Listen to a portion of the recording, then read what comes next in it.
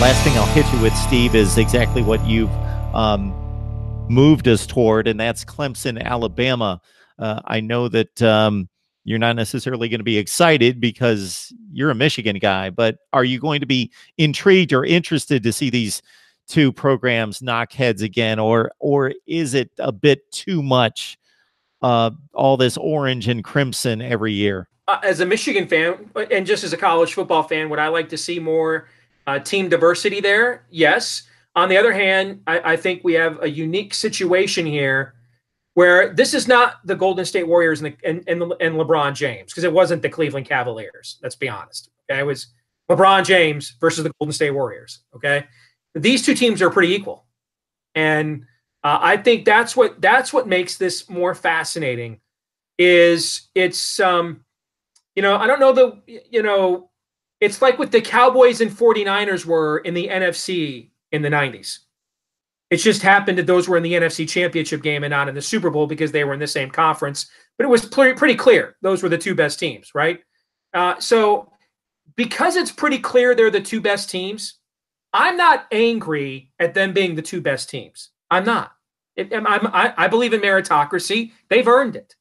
What I don't like is the subjective selection process of the playoff system as a whole, as we have talked about before. All right. And now, God bless him, I love Kirk Herbstreit. But tonight, you're out there on Twitter after Georgia was down 28-7 in a major bowl game with half the fourth quarter left until they scored two garbage touchdowns. You're claiming that they still belonged. So now we're still going to say, so the fact that the three best teams Georgia played this year, they lost all of them, every single one of them. All right. And two of them by double digits. Because I guess technically they only lost by a touchdown with the garbage touchdowns last night. But in two of those games, they really weren't in those games, frankly. And so now we're going to say that the results on the field don't matter at all. So that's not Alabama and Clemson's fault. And I would urge other fans that are watching of other teams, if you're mad at the playoff system, you're right, number one.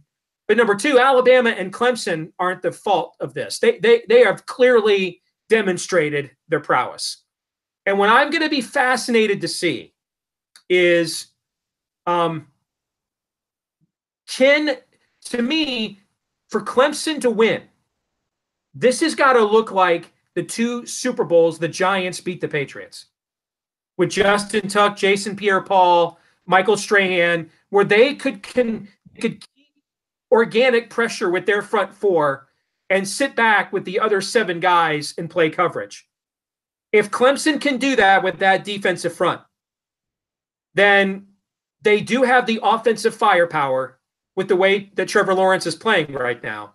They have the offensive firepower to win this game.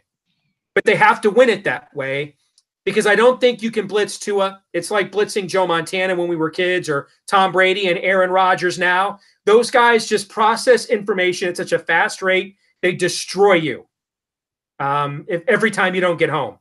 And so I think this is now the Clemson defensive front against the Alabama offensive line. I think it's the best offensive line Nick has had since that 2012 team that had all those. It's one of the best offensive lines in recent memory in college football. I think this is, even without Dexter Lawrence, the depth Clemson has there, this is sort of Miami in the 80s-esque of a defensive front. I think the game will be decided there. If Clemson can get pressure on Tua with its front four, it has the firepower to win this game. But if it doesn't, then I think it'll be closer than the Oklahoma-Alabama game was, but I suspect Alabama would win by 7 to 10 points.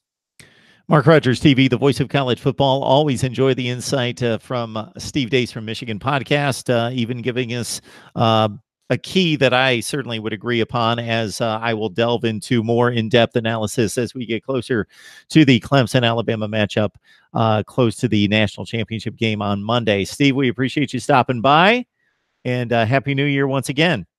Thanks, Go Blue. Take care, Mark.